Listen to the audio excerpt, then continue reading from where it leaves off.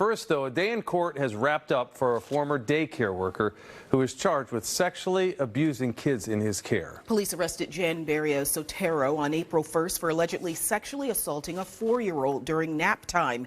He was fired from his job at BrightPath Avon, and just days later, the daycare announced plans to close its doors at the end of May. Then last week, Avon police added some new charges for Barrios Sotero stemming from 6 incidents involving 5 children. He was arraigned on those charges today in Torrington. NBC Connecticut's Kevin Geis has the story. According to an attorney for the families, there are a whole host of emotions that these families are going through, but we're starting to get a better picture of what allegedly happened inside that daycare during just a short window, with the context from attorneys that they believe this could potentially have gone back 6 years. John Carlos Barrios Sotero going before a judge today on new charges of 4th-degree sexual assault and risk of injury to a minor related to 6 incidents involving 5 children. He's also charged with aggravated sexual assault because all the victims are under 13. It's really a mixed emotion because we have a strong belief that there are a significant number of additional victims who have not had charges brought on their behalf. Attorney Eric Schoenberg is representing some of the families in this case. According to new arrest warrants, after Barrios Sotero's initial arrest, police went back to review available surveillance footage at BrightPath Daycare in Avon. In the available footage that went back to March 2nd, Barrios Sotero worked 22 days total. In that time frame, police say there were 6 incidents where he inappropriately touched 5 children, all boys ages 3 to 5. According to documents, it happened during their nap period.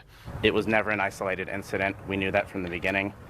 It was part of a pattern and practice. Schoenberg says they believe this is only the start, noting they've been in contact with over 70 families expressing potentially concerning behavior, some as recently as last night, with concerns that fit patterns outlined in arrest warrants. In these types of cases, these victims are often voiceless and literally cannot speak or do not understand the seriousness of what is going on because they're told to trust these individuals. But with the concern incidents could go back 6 years, they continue to search for potential victims. I hope that the parents who are kind of frozen right now, which is a lot of them, who just don't know what to do, they reach out because we can all help each other. Barrios Sotero is currently in protective custody. Across all of his charges, his bond totals to about $3 million.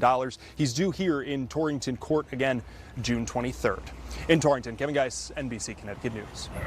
Well, listen, one of the big questions for so many parents after looking at the search warrants, hearing from the attorney for those families there is, did Jan Barrios Sotero work at any other BrightPath locations? And you can understand their concerns. Chief Investigator Len Bestoff has looked into this angle of the story. Len. Yeah, this is something that we are still working on getting answers on because there are a lot of questions here. We just got off the phone with the public affairs team for BrightPath. They don't have any answers on that right now. Here's what NBC Connecticut Investigates is checking on besides the question, was Otero employed by other BrightPath locations? We're also asking, what protocols does BrightPath Kids have when managers or employees learn of this kind of alleged crime? And how soon after witnessing an alleged crime like this must employees report it? Another unknown is how BrightPath Kids is set up corporate-wise and if the company allows employees to work at multiple locations. The public affairs team did not have an answer for that. We're digging through the company website to learn more, and we'll share it with you when we get it. And consider this also. The warrant reveals these alleged incidents happened in an area of the classroom, partially blocked by a wall and bookcase. And Barrios Sotero stopped what he was doing when others approached. Some of the parents reported seeing him at a Whole Foods in the area where he worked, and he even offered to babysit. Len Bestoff, NBC Connecticut Investigates. Send it back to you.